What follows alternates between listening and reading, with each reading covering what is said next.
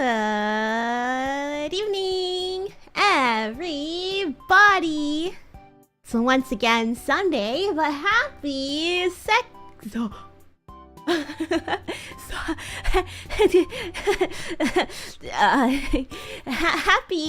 happy Suck Sunday. I almost said something dangerous there. Okay, I have to take a look around my camera. My camera's quite tall. I actually set up. Told you guys I wanted to do setups today, so I got some stuff set up. As per usual.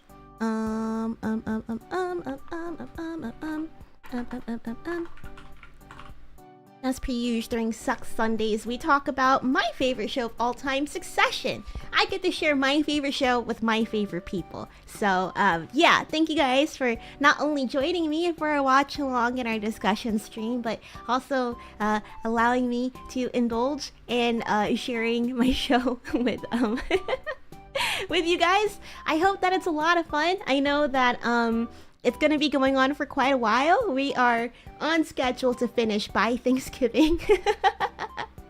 But it's more of like, you know, personal passion for me to, I don't know, I feel like I reference the show a lot and I talk about it a lot. And finally, we're doing a watch along. So yeah, I wanted to thank you guys for indulging me in this. And I hope that you guys are enjoying the show so far. Welcome, welcome! Bosses, hello! Bosses Original. Hey, if you guys would like to mark yourself present for today's stream, let me see some charts in the chat, or like money or something. I don't know, whatever you're feeling, it's pretty Succession-y today. Let me see some of that in the chat. If you'd like a special hello from none other than Miss Boomi Mamana. Speaking of, since we are at the kind of at the top of the hour, man, I should really start these a little bit more on time.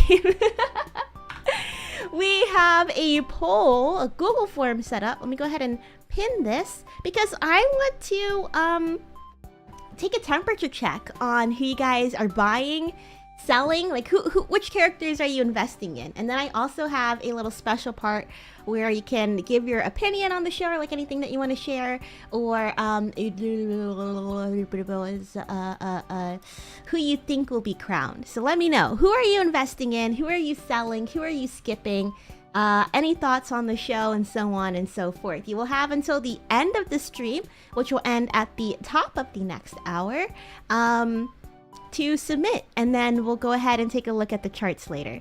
As per usual, this stream is just a nice little discussion stream, so let's go ahead and get our whiteboard out, and yeah, let's chat.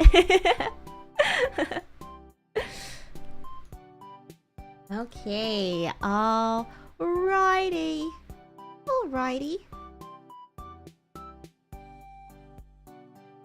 Looks kind of funky. I don't know. I feel like I can never get the sizing right for the browser here, but it's okay.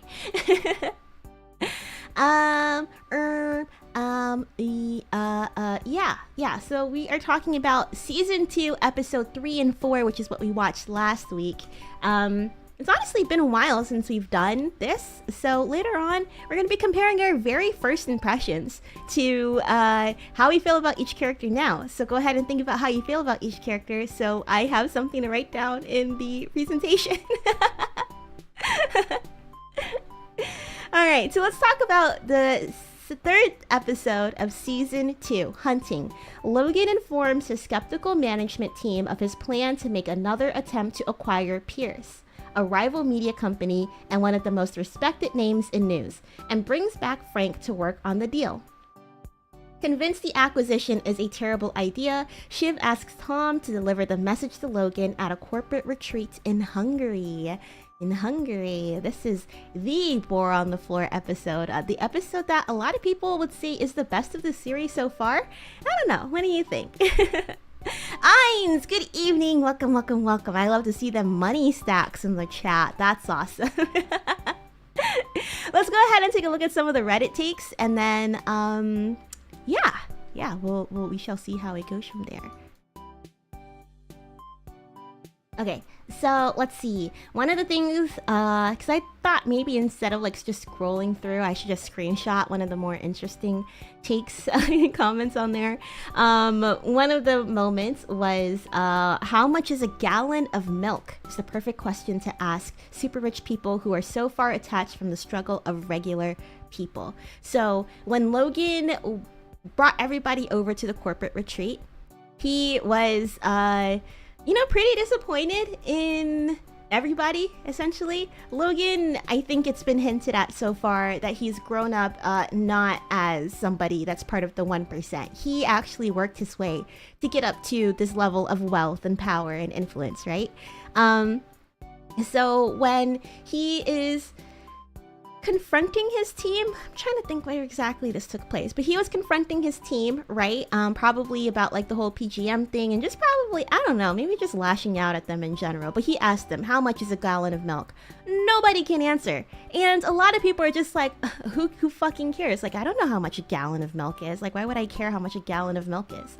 That is, has its own Wikipedia page. Apparently a common political thing, where you could see, I guess it's just sort of like what separates the everyday person from somebody who's like super duper rich, right? Like they don't have to count how much they're spending on their groceries, whereas like a regular person who might be using milk in their weekly grocery shopping list, I don't know. Yeah. Personally, do you guys know how much a gallon of milk is? I don't really buy milk that much. I did buy a pint of milk the other day, and I think it was like $4, $5. Yeah, I'm not a huge milk drinker, so maybe it's bad. Is it bad that I don't know what a gallon of milk costs? I usually like look at my bank account and then I'll be like, okay, I can buy this much, and then I'll try and like tally it in my head in the checkout line, but I can tell you how much a tub of rice pudding costs. I think it's $3.49. $3.49 for a tub of rice pudding. I know how much that costs. And I like in the Discord, a couple of us sent, it's one banana, Michael. What could it cost? $10? The Arrested Development reference. I love Arrested Development as well. I think people, there's a lot of overlap with Succession fans and Arrested Development fans, and I think it's fair to say that Arrested Development is just the funny version of Succession. Not to say Succession isn't funny. I think we've had some laughs, which we'll talk about later. Yeah, another thing somebody mentioned was the boar on the floor sequence is one of the most violent scenes I've ever seen, and it didn't even involve any actual violence. Next person commented, the whole scene was really so disturbing. One of the things that really made my blood go cold was seeing some of the bystanders get super into the chanting and taunting. It's disgusting. I would like to ask you guys, how did watching that boar on the floor scene make you feel? How did it make you feel? Were you like disgusted by what happened? Were you like, if you were there, would you like join in on the chanting? Would you join in on the corporate hazing?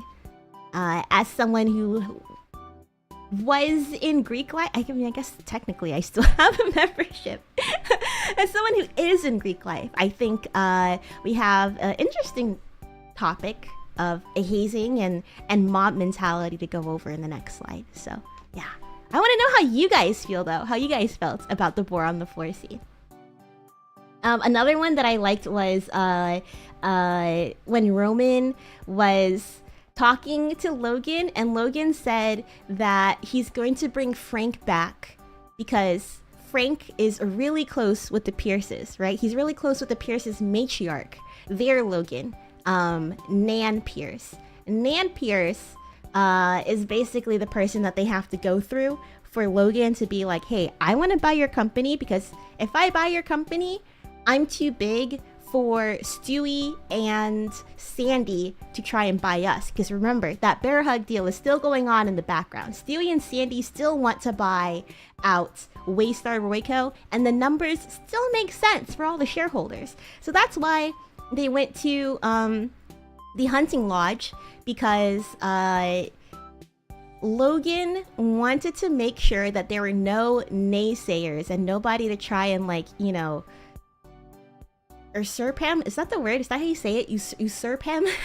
Or I guess like go against his wishes and like, you know, just making sure that all of his checks are tallied and whatever before he goes and acquires Pierce. He wants to PGM. He wants to acquire PGM because it'll make Waystar way too big for Stewie and Sandy's numbers to make sense. So that's why he's bringing Frank in. Frank is good friends with Nan Pierce. And if you remember, in season 1, after the vote of no confidence, Frank, he was fired. He was one of the first ones to go because he was the very first one to back up Kendall in the vote of no confidence.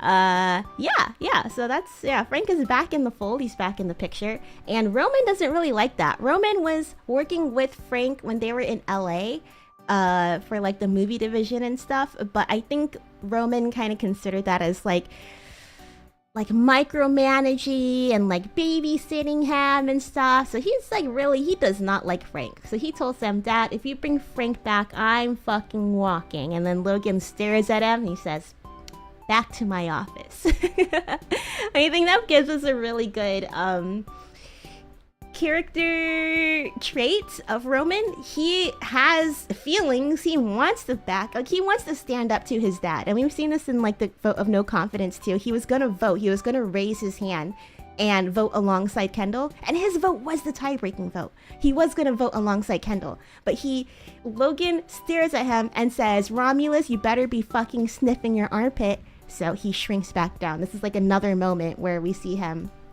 shrink back down. That's like, I don't know, will we see more of that from Roman going forward? We'll find out. Anyways, BOAR on the floor. Can I play just like a little bit of it? I don't want to like the Pierce deal? I do. Let's just go. BOAR, it's fun. Seriously? Yeah, it's a game. BOAR on the floor. I feel... Get down! BOAR on the floor. BOAR on the floor. Kendall, ring the BOAR troops. on the BOAR floor. on the floor. BOAR on the floor. Get down. Greg, on the floor, BOAR. How do I like... I'm trying to make it like kind of quiet where you can kind of hear it. I don't know if you guys can still hear a whole lot of it. But I'll talk over it a little bit. I kind of wanted to bring up Logan's power. The immense power that he has. You know, I'm gonna pause it right there. That was another scene I wanted to talk about. Logan's immense power that he has. So nobody, we find out, wants to bring this up to him in person. We see Jerry and Carl sort of wrangle the troops.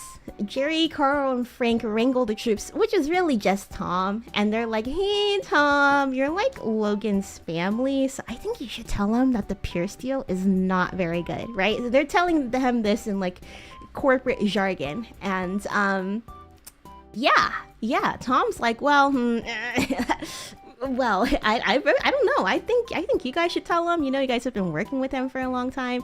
Blah blah blah. But Jerry's like, hey, Shiv told me that she told you to tell Logan that this deal isn't good. So I think you should tell him, or else I'm gonna tell Shiv that you are a pussy. Basically, that's basically what Jerry said.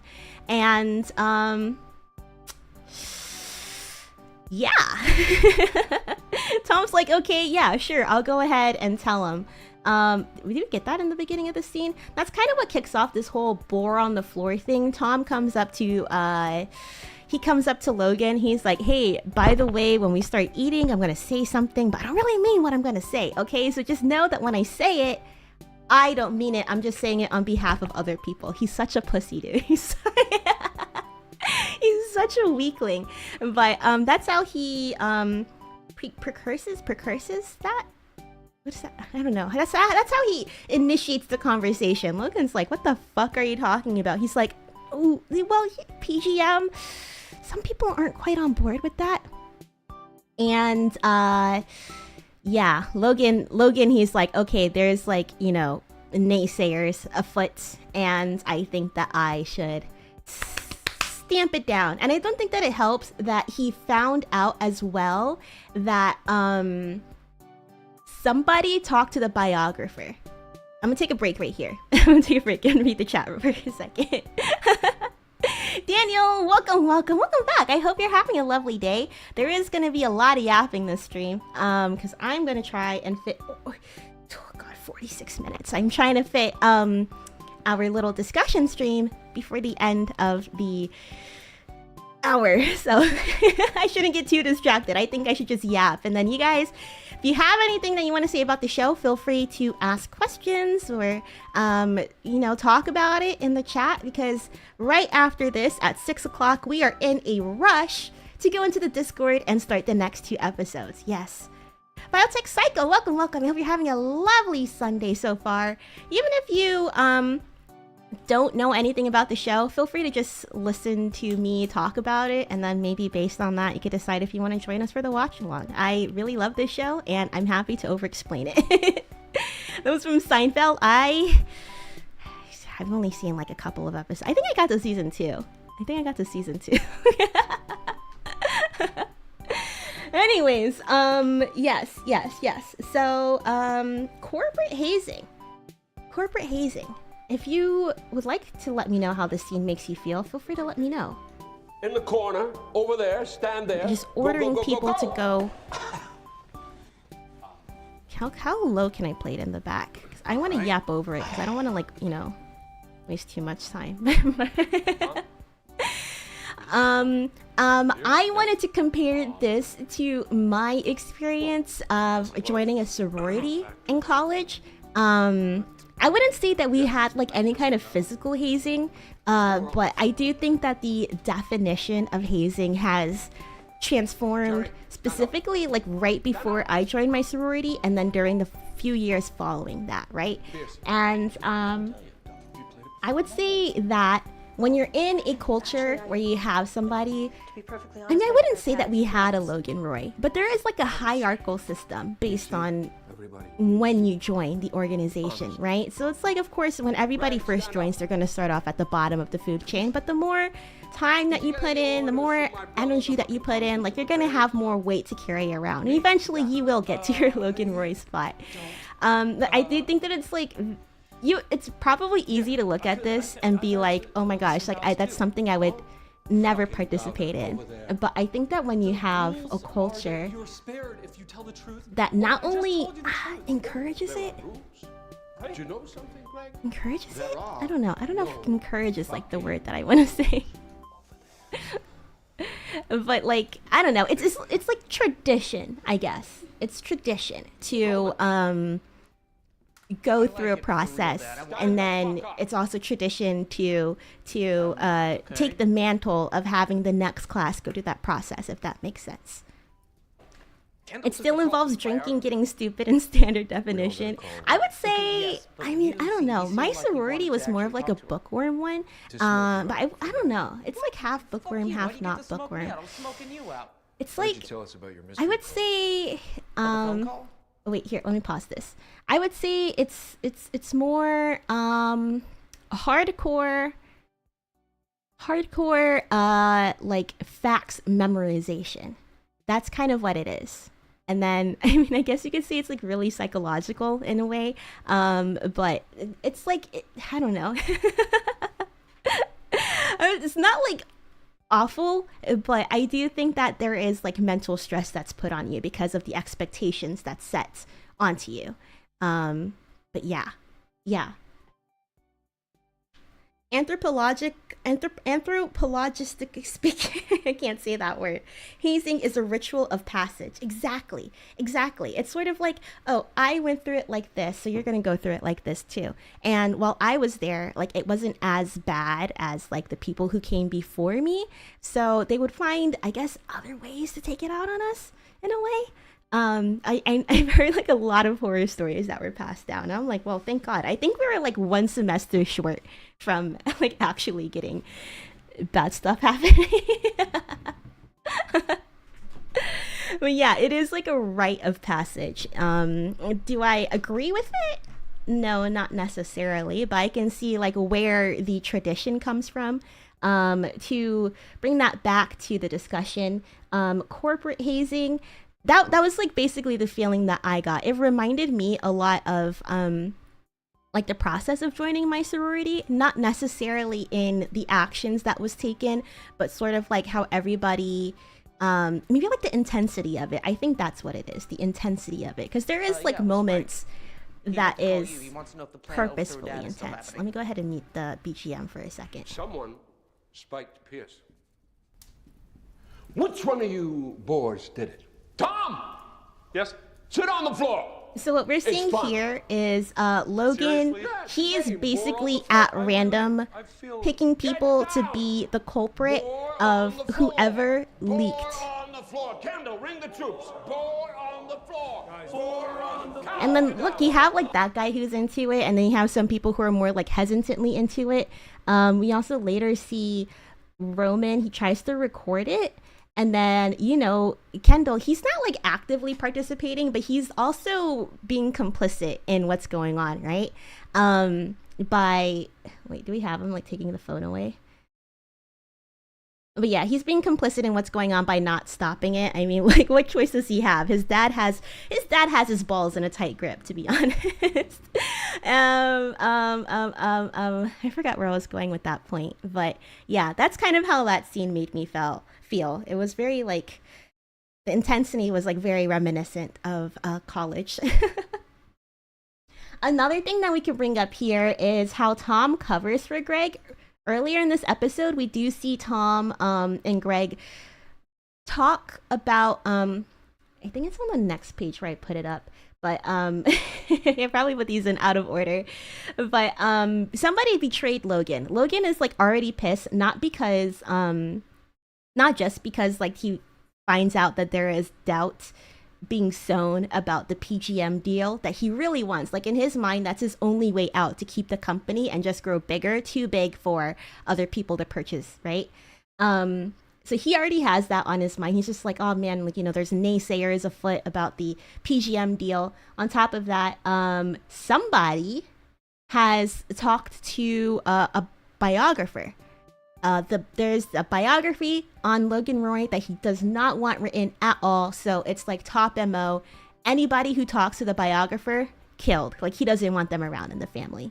Greg kind of accidentally talks to the biographer. He sets up a pre-meeting with the lady. And he's like, by the way, like all of this is like off the record, I hope. And he says, like, I'm really scared to talk to you because Logan's like vindictive and like, you know, really mean. He's like, oh, fascinating. She's writing that shit down. And Greg gets scared. So he leaves. He kind of talks to her, but he doesn't really. So he tells Tom, he's like, hey, you know, I think the guy who talks to the biographer, I think that's me. Like, I talked to her, but like I didn't say anything, right? That's kind of what Greg is feeling. Tom does cover for Greg. Like, we could see here. Oh, yeah. You like the, here. this deal? Boar on the floor. Boar on the floor. Kendall, ring the troops on the floor. Right, so they're all like, you know, they have to chase the sausages. Whoever does not, the game is, there's 3 of them, 2 sausages. Whoever does not get the sausage at the end, they are the boar. They're the snitch, and they will be sacrificed to please Logan. And that's another thing. We also see them sort of just shush out, like, you know, hide the quote-unquote commoner, the person who's working there, I guess like the waiter or something. It's not the only time that we've seen them sort of just been like hidden from sight. I think another good parallel for this is the I guess you could say like the waiter, like just how that whole situation with Kendall killing the waiter is just sort of swept under the rug. Another example could be like in the very first episode when Roman is like a total dick to that kid and like rips up that check for $1 million in front of the kid, and Logan, he just, you know, instead of hush money, he gives them that like $750,000 watch. Imagine a watch that's almost $1 billion. No, almost $1 million watch. Yeah, I think I mean, I've seen this show like so many times already, so I like to take a look at like different things that are happening in the show. But hey, if you can spare the attention or like I guess like the mental energy, take a look at how they treat the commoners. Just like how I feel like they're really just like in the background and just perceiving things, and it's like really hushed, like, you know. I don't know, but I find moments like this pretty interesting. I don't know how to tie together that thought, but I'm looking at them for this watch through this time Oink around. for your sausages, Piggy. Oink, oink. Oh, Jesus. So, he really just degrades them. They have to crawl on the floor, oink, and they have to get sausages. The last piggy to eat a sausage is the mole. That doesn't seem like a very good system. Who spoke to Pencil? And yeah, we see Tom. He doesn't snitch on Greg, right? You see, they're oinking. Greg, he gets to go after his own sausage. Tom doesn't even bother to go after that sausage. He's literally wrestling with Carl on the floor. Grown men, by the way, wrestling on the floor over this sausage. I don't know. I think that kind of marks a turning point in Tom and Greg's relationship. I mean, I guess you could say it really started with Greg making copies of those papers, the cruise trial papers, the evidence. No, not making copies, sorry, shredding. He did make copies, but his job was to shred them. And Tom really started to trust Greg from that point. He's like, okay, this is somebody that I can take under my wing. So he does cover for him, which I think is really nice. But we do see how that unfolds in the next episode. Let's see. I thought this hunting from the tower scene was pretty interesting, because it just seems like, at least to me, I know absolutely nothing about hunting, so I don't know how common this is, but when I first watched this, I was like, oh, you know, it just seems like a very easy way to do hunting. And I couldn't help but think, like, is this like their way of saying like things are just handed to them? I don't know. I wasn't quite sure. I don't really know much about hunting. So you tell me, if you know a lot about hunting, is this like a common thing to do? Is it like a rich people thing to do? Let's see. At the end of that boar on the floor scene, we do see that Roman has talked to a woman called Naomi Pierce. Pierce? What is that Pierce last name? Oh, right. PGM. The news company that Logan wants to buy. Roman talks to Naomi because his current girlfriend, Tabitha, is friends with Naomi Pierce. And Roman is trying to get in Daddy's good graces and yeah, I guess try and secure the deal beforehand. But that is kind of a no-no because Logan wanted this whole thing like shut tight in their circle. He doesn't want anybody to know that he has Pierce on his mind again, especially because he tried to buy them in the past and he got like, you know, like ferociously rejected by them or something. But yeah. Roman made a big mistake. We see at the end of that scene that, let's see. He's recording it, Kendall snatches the phone, and then he's like, oh my god, he called Naomi Pierce. That's like the last person that he talked to. Logan's like, dude, what the fuck? What the fuck? Like my own son betraying me again. A different son this time, but my own son, my own flesh and blood. Yeah, so Roman's kind of in trouble for that. We also hear at the end of the episode that the person who did leak to the biographer, they didn't find out that it was Greg. So Greg, he's safe. His secret is safe for Tom. He's pretty good. Oh, also Tom gave Greg the advice, don't trust anybody. And I think that kind of echoes Logan's earlier, was it advice? When he told Shiv, like, everybody's got their own game or something. So, I don't know. Maybe we'll see Greg start to develop his own game. Anyways, it's revealed that Mo, a man named Mo, spoke to the biographer. We've heard this name earlier in this season, so maybe episode 1 or 2, that he's just, like, not doing too hot. He's, like, having health troubles. But we still don't know who exactly Mo is. We do hear about him in the next episode. But before I talk about the next episode, I would like to give you guys a little bit of trivia and that I copied from the Succession Wiki that I thought was interesting. So, Boar on the Floor was partially inspired by Joseph Stalin's dinner parties, which were also based in Hungary. They were supposed to have gone to Hungary to do the whole like hunting thing, but I think the actual location's in upstate New York. But yeah, so they were supposed to be in Hungary to do this, and at the parties, Stalin was said to frequently play cruel jokes on his associates. For the sadistic game of Boar on the Floor, Armstrong named Summer Redstone, Ghislaine Maxwell, and Rupert Murdoch, who were famously used who famously used extreme methods of handling interpersonal conflict as inspirations.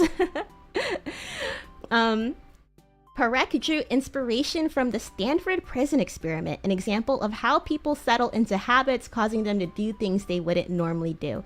Parekh noted that certain parts of the scene, such as actors crawling on their hands and knees, were not originally part of the script. He did, however, attempt to minimize the discomfort of the actors when filming the awful and gruesome scene.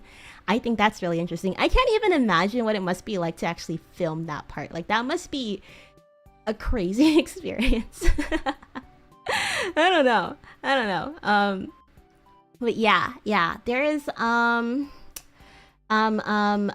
good movie about the Stanford prison experiment. Who does it start? It was, oh my god, dude, I watched this not too long ago. I think it stars Ezra Miller, but guess what? You guys know I used to watch Sky High a lot, so of course, like, I also watched this movie because I knew that the actor for Cousin Greg was going to be in it, and I was like, oh, I haven't really seen him in anything other than like Succession and Sky High. So I watched it because he's in it, but guess what? The main character kid in Sky High is also in this movie, as well as Rico from Hannah Montana. So it's kind of like it's semi like a Disney Channel, like if you're into DComs and stuff, kind of a crazy cast, kind of stacked for Disney Channel fans. I was like, no way, Rico from Hannah Montana plus the Sky High reunion. That's crazy. Let me get a hair tie real quick. I'm kind of warm.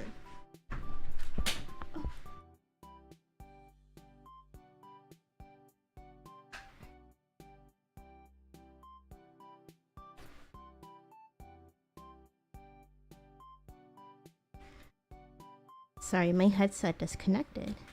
Okay, there we go. Alright, yeah, sweet. Let's go to the next episode. Episode 4 of Season 2, The Safe Room. Roman begins a 6-week management training program in the Parks Division and is irritated about spending so much time with quote-unquote normals. I think he says normo or something instead of like normie. I don't know. Logan brings Shiv in for a day at Waystar, raising suspicions with Kendall and Jerry. Oh yeah, because I don't think Logan's told anybody. Hasn't told anybody that he's picked Shiv, or at least told anybody that he told Shiv that he picked her. Connor and Willa attend the funeral of a family friend with a complicated past. Logan and Kendall arrange a covert meeting with PGM CEO Reiya Jarrell. I remember when we were watching this, we were all freaking out like, Reiya, Naomi! So some things that we saw in this episode, we saw Kendall's shoplifting problem comes up again, because in Season 2, Episode 2, we see him steal, what was it, like a pack of batteries or something? He goes to a bodega, buys like cigarettes and stuff, but he also steals something from their rack while the cashier is distracted, and he immediately just throws it away in the trash. So he's not really like stealing because he's broke, or like stealing for like, you know, to use the item. He's stealing for what? Just like something to satisfy him mentally. We find out that because Shiv, she like kind of grills Jerry on it. She's like, what? Like, okay, so like she names a couple of people, blah blah blah is involved, so it must be like PR, and like Kendall's involved, Colin's involved, who's like the bodyguard, like what's going on here? Jerry tells them, Jerry like fesses up. She's like, yeah, Kendall, he kind of has a shoplifting problem, and you know, all of them are confused because nobody knows the trauma that Kendall has gone through. I think that he's shoplifting because he wants to feel some sort of sense of control in his life again. I am not quite sure, but I thought it was an interesting point that we see it be brought up again. Let's see, we also learned a little bit more about Mo, aka Lester. Yeah, we find out that Mo's real name is not Mo, because Willa, she comes up to the funeral and she's like, oh, hey, she tells the wife, hey, I'm so sorry about Mo. And she's like, Mo, who's Mo? And she's like, your husband? Connor has to pull her aside and be like, actually Mo's not her real, it's not the real name. His real name is Lester. Why do you call him Mo? Well, you know, he was a little touchy grabby, and like our dad wouldn't let us swim in the pool with him. Mo. So we did learn a little bit more about Mo Lester. We learned a little bit about Mo Lester. Okay. Yeah. I don't really have much else to say about that, but I just want you guys to know this name that Mo, aka Lester, is the guy who spoke to the biographer. We're seeing him pop up a little bit more. Just pay attention to the name to see how that thread plays out. I want to talk about this picture. Going back a bullet point. Kendall says that he lacks purpose. He literally told Shiv, if dad didn't need me, I don't know what I'd be for. And he hugs her and she thinks like this is like a ploy at first. She's very like hesitant. She's like, what, you want me to hug you or something? Because she's trying to like confront him. She's like, why are you so close to dad? Like, why is dad treating you like such, you know, an angel after you try to backstab him? Not once, but twice try to backstab him.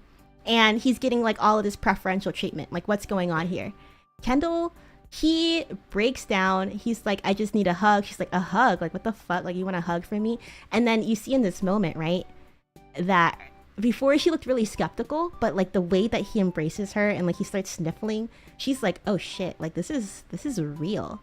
You know, this is real. And it takes up until that moment for her to actually believe that her brother has something going on. She's like, you want to talk about it? He says, I can't.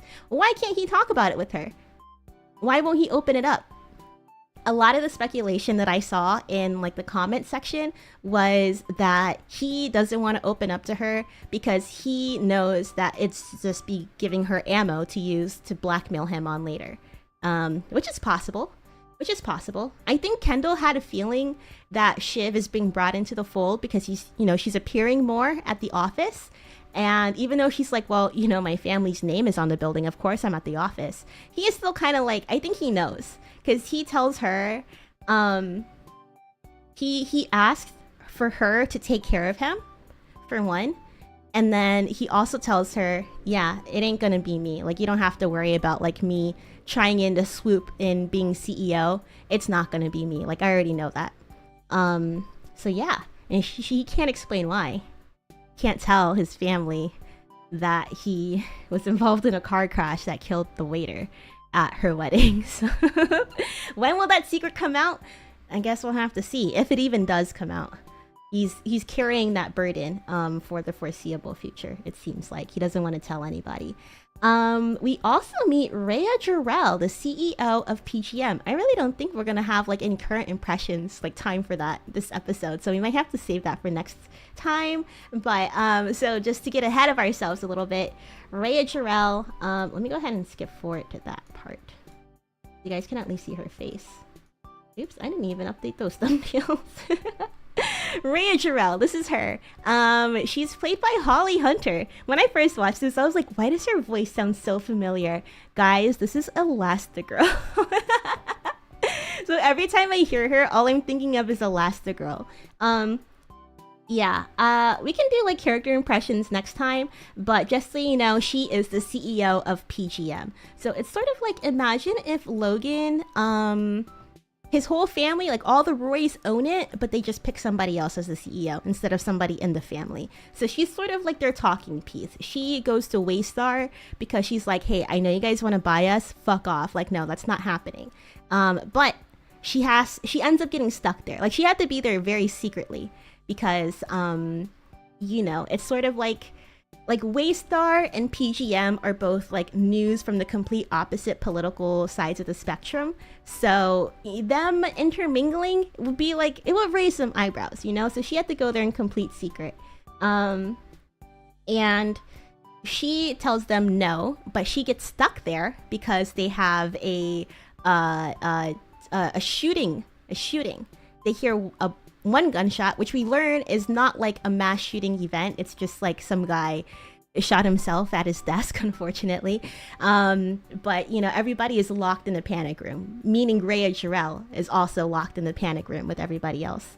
And during that time, Logan and Kendall try to whittle her down. They use that time efficiently to be like, hey, let's talk about the deal a little bit more.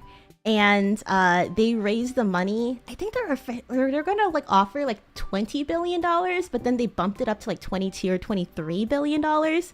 And then she's like, okay, well, you know, there's like a culture thing. Logan's like, I don't care. Like, I just want you guys. I want the name. You guys can do whatever the fuck you want. Like, I don't care. Like, I just like news. That's what he says. I like news. You guys do news. I want you guys in the fold. I'm not gonna tell you guys what to do once I buy you. And she's like, oh, well, you know, that and the money, like, it sounds plausible. We'll see. Maybe we could work something out. So they do make a little bit of progress on that. We also get Roman and Jerry. To fast forward a little bit, we've seen, that's my alarm saying I got 10 minutes. 10? Okay, 10. Wait, let me just go to the characters page. We'll do all the character impressions next week, I guess. But oh, we don't even have Jerry's picture. We have Roman here, who is the middle son, and then we have Jerry over here, who is one of Logan's longtime executive board members.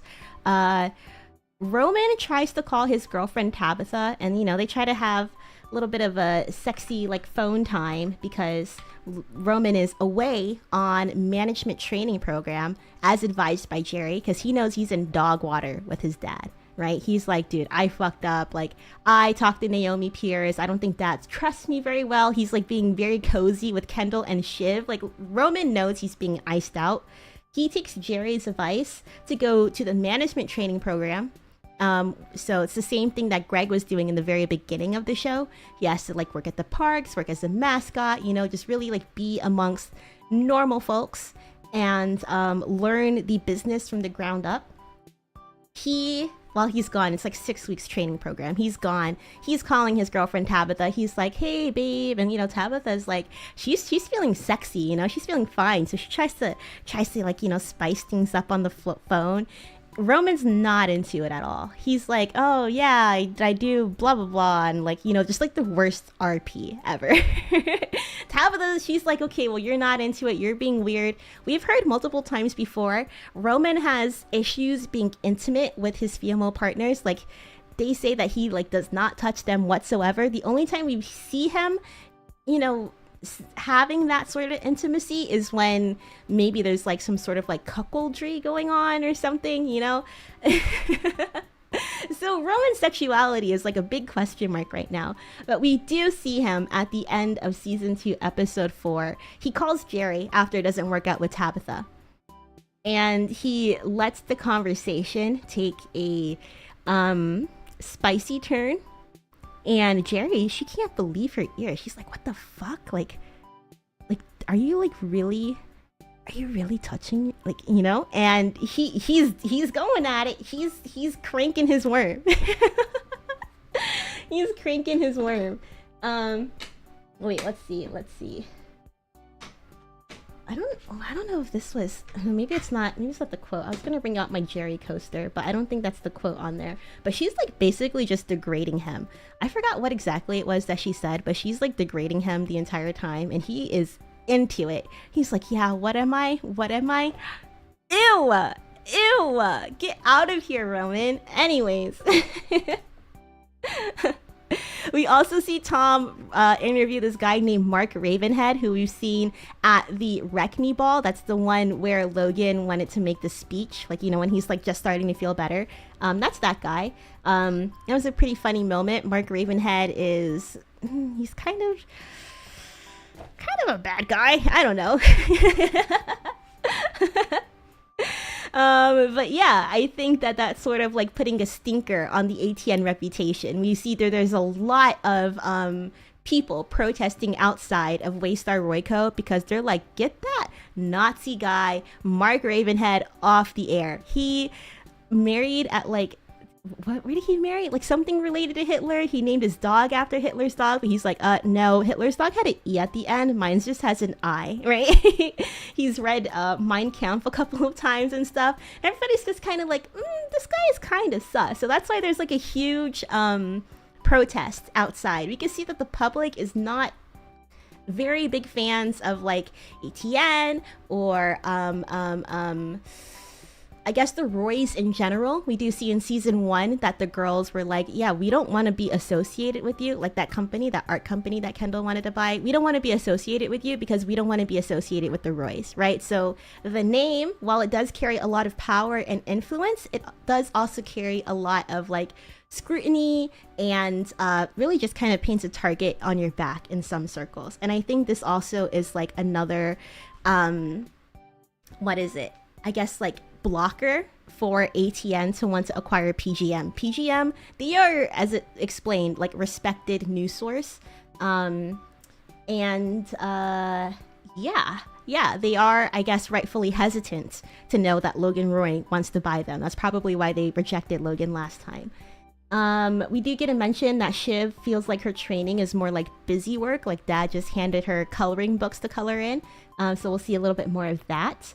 Roman takes Jerry's advice and does the management training. He actually admits that he thinks he has a solid chance at becoming a CEO. My question is why? Why does he want to become a CEO? Does he want to actually like rule over the media empire? I don't think so. I think he just wants dad's like stamp of approval, which frankly is not a very good motivator for me. For him to like run a company, but I guess we'll see how that plays out. Magic Cow, welcome. I'm trying to, I don't know if I have it.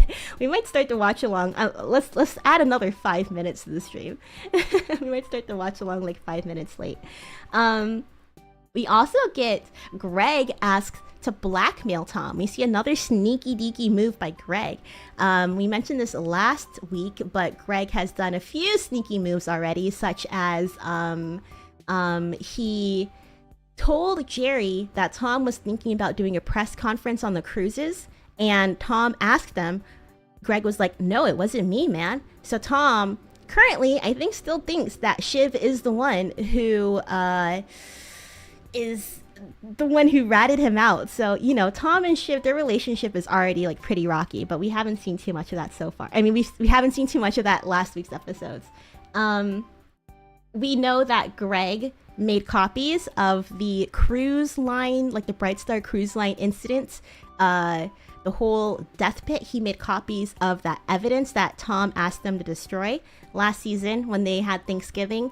Greg was instructed to go destroy all the evidence, all the paper evidence and stuff in the boxes. But while he was doing that, he made copies of what he thinks to be like key documents and stuff. So he tells Tom, he's like, I don't know, man, like you kind of bully me and stuff. And I think like we also see him like in a couple episodes ago, he even asks Logan to move him around. This was before they go to Tom's bachelor party, if you remember. Greg is waiting outside of Logan's office. He asks Logan, he's like, hey, I don't know, dude, like Tom's been bullying me. I kind of want to move out of parks and like move somewhere else. But we know at the beginning of season 2, Tom gets promoted to ATN. Greg has to move to ATN with Tom.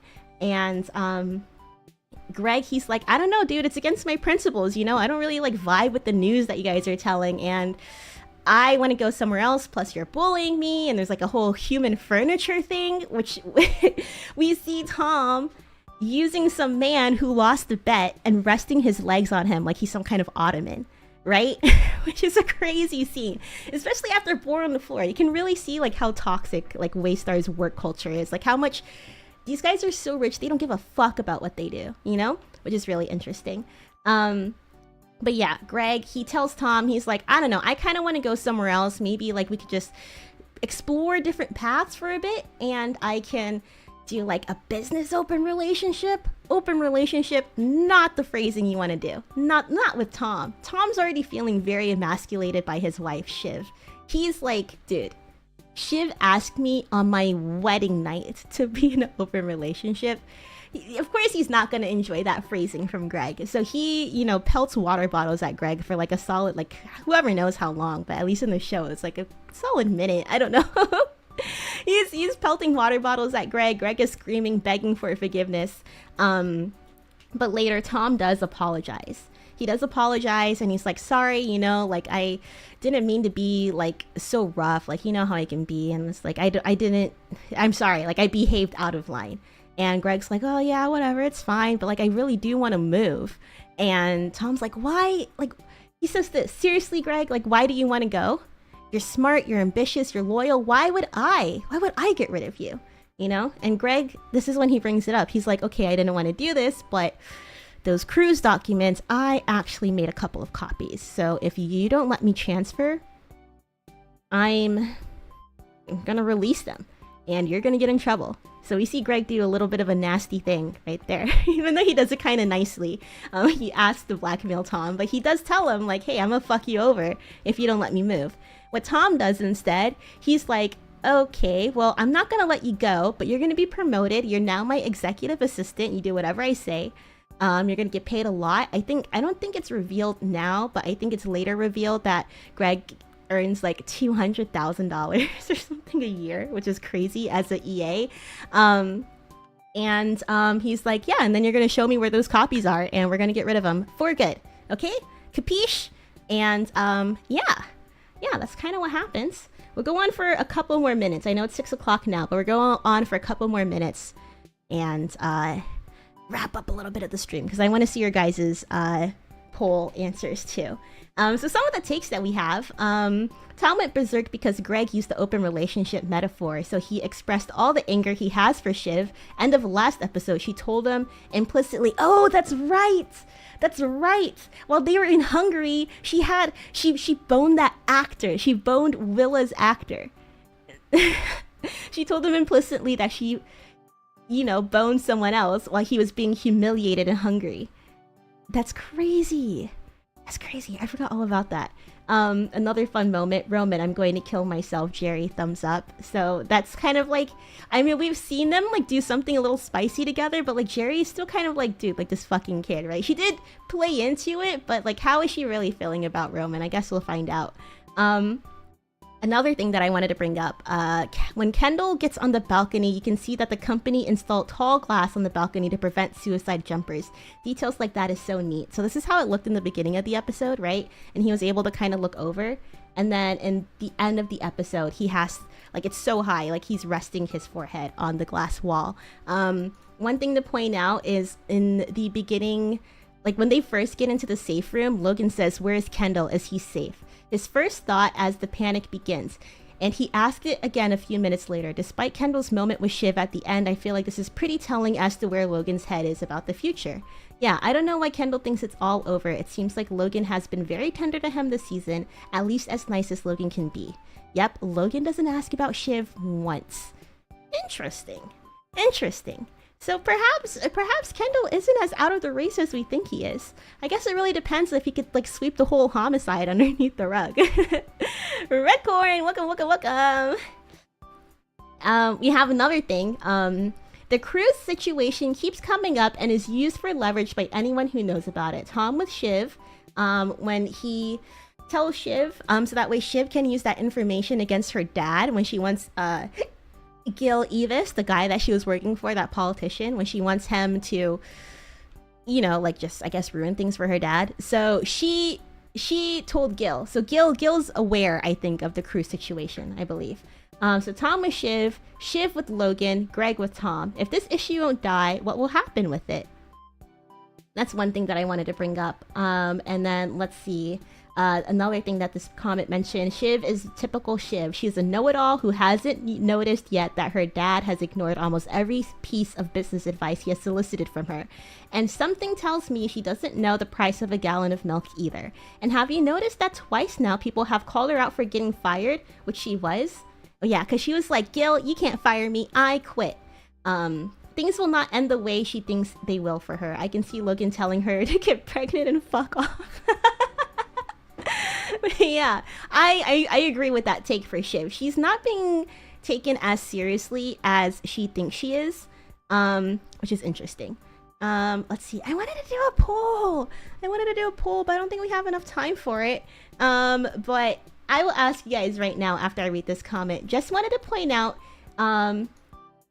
that I just wanted to point out that I believe it is implied that the employee that committed suicide is the guy Tom was using as a fucking leg rest. And some people were debating that in the comments, but I want to know. You know what? I'm just gonna do a poll. I'm just gonna do it. I'm gonna just do it. And we'll have it on until the end. Start a poll. Do you think the guy who killed himself, who started the whole safe room panic situation, do you think he... Yeah, do you think the footstool guy in-heroed himself? Once I read that, I was like, wait a second. Actually, now that you mention it, like, who else? People said, like, oh, they said it's like an editor or something, but, I don't know. Yeah, it could be debated, but it's implied, right? Like, who else would have done it? I think that this show would lay details in a way where it's like people who appear later are like, you know, minor characters. Like, for example, Mark Ravenhead, who gives a bit of a speech at the beginning. And I think they even name him in that episode too. And he appears later, like literally one season later, as just like, you know, like he's not like a major character, but his, I guess, alignment, his pain point for ATN, like he's not doing anything, but like the way that he exists does affect the story, if that makes sense at all. All right, let's see. It's I think we should be good. I guess we'll save the first impressions for next week. And I want to see like where you guys are with their impressions so far. But I mean, what better time to do that? Because I mean, after tonight's episodes, we will be halfway through. So I will cut it light on, I guess, the presentation part, and we could do more on the discussion part, question mark. I don't know. I will need a lot of your guys' participation for that. So we can figure it out. I do have a thread in the Discord that I will link after our Succession watch along. But yeah, be sure to join our watch along right now in Discord. And we shall watch the next 2 episodes of Succession. Episode 5, Turnhaven. Logan tries to keep his family in line as they woo the owners of a venerable news media brand. Kendall makes his case to Naomi Pierce. So yeah, they are gonna go meet up with the Pierces. We're gonna see more of Rhea Jarrell. We'll get to meet Nan Pierce, and we will also get to find out Naomi Pierce and see like what kind of develops during this meeting. And then let's see, Logan's deal with the Pierces is threatened. Kendall and Shiv and Roman differ on damage control strategies. That will be the following episode 6. We're watching these 2 tonight. We'll be in the Discord for about 2 hours, starting now. Oh not quite. Let's take a stock check. Let me go ahead and roll the whiteboard back real quick. And then we'll be joining there in just a few minutes in the Discord. So go ahead and join the Discord if you haven't already. We'll be meeting in movie text. Let me go ahead and get our charts.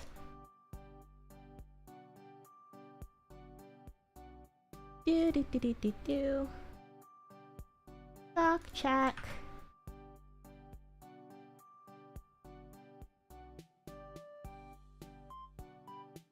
And then copy. Sorry, it's like my tabs are like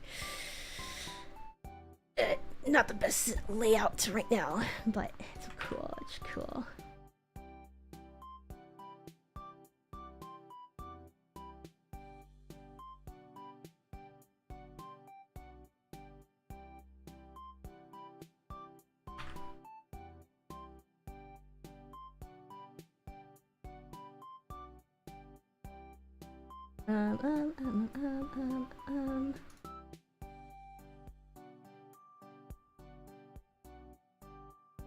Okay, all right, here we go.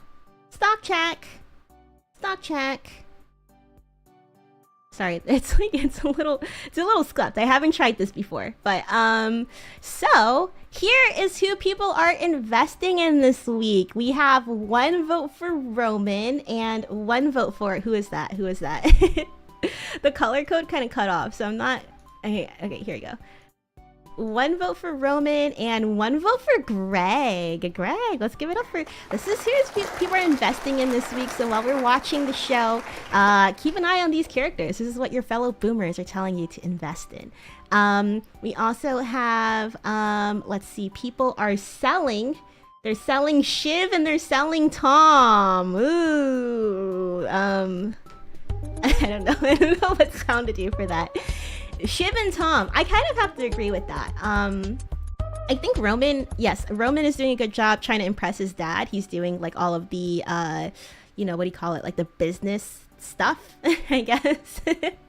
And like the management training and the things that we talked about. Sorry, I'm trying to go fast so we can wrap up. And Shiv, like I said, she's been handed crayons and a coloring book. Dad's not really taking her seriously. Tom, he did kind of lose some aura points when he blew up at Greg for trying to, you know, have a business open relationship with him. So yeah, I agree with those takes.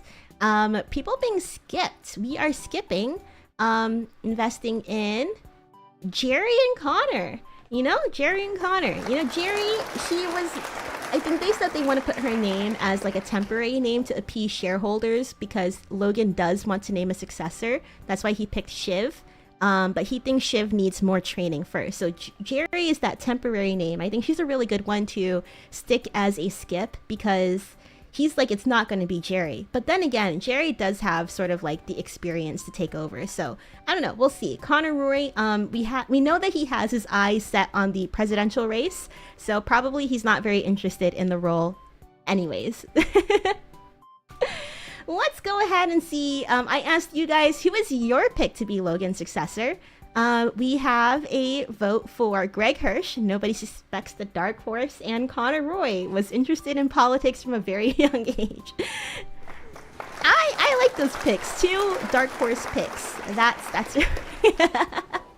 that's really fun and really silly. Yeah, these are not the right thumbnails, but yes, right after this, we're going to be doing our watch along, and then next week we will be doing our chat and recap as usual. Not the right thumbnails, but just know that's our usual cadence for our Suck Sundays. Thank you guys so much for, don't ignore this. Thank you so much for joining me. Oh, dude, even down here is not the right one. Okay, well, anyways, thank you guys so much for joining me for today's Suck Sunday. I will see you guys in the Discord right now. Let's go ahead and start watching at 15, all right? 6:15 in about 4 minutes. Yeah, go ahead and get yourself a snack, get yourself cozy, some drinks, a dinner, whatever it may be. I will be seeing you guys shortly, and until next time, oh yeah, we're playing Marvel Rivals tomorrow. 8 p.m. Eastern, 5 p.m. Pacific, okay? The waiting room is up, but there's no thumbnail, alright? Until next time, take care! Bye!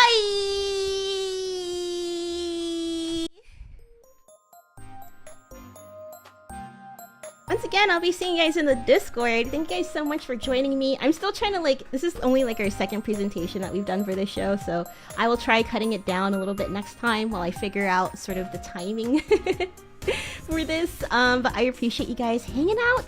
If you haven't seen the show before, come join. It'd be a lot of fun. I'm more than happy to catch you up. Yeah, it's a great show, and I think even though a lot is going on right now, it's sort of a show where you can kind of pick up at any moment. Not really, but hey, come stop by anyways, because it's a really good show. Okay, bye!